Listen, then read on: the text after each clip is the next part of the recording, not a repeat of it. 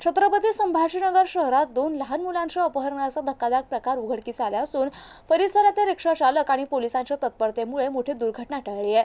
वाळूज आणि चितेगाव येथून 2 मुलांचं अपहरण करून त्यांना सिडको बसस्थानक परिसरात आणण्यात आलं होतं। आज 5 एप्रिल रोजी पहाटे ही घटना समोर आली आहे।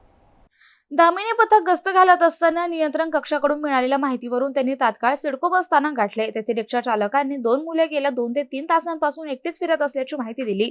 यातील एक मुलगा सुमारे 2 वर्षाचा तर दुसरा 8 वर्षाचा असून दोघेही घाबरलेल्या अवस्थेत रडत होते।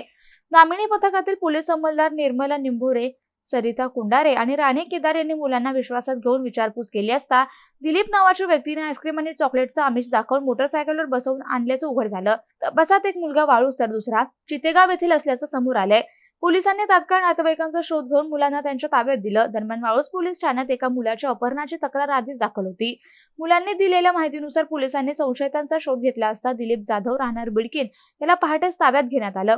सध्या त्याची कसून चौकशी सुरू आहे। पोलीस उपनिरीक्षक अजय शितोळे यांच्या मार्गदर्शनाखाली ही कारवाई करण्यात आली। दामिनी पथकाच्या सतर्कतेमुळे मोठा गुन्हा उघडकीस आला असून 2 निष्पाप मुलांचे जीव वाचलेत। दरम्यान आरोपीने मुलांचं अपहरण का केले, मुलांना कुठे नेलं जाणार होतं याचा पुढील तपास सुरू आहे।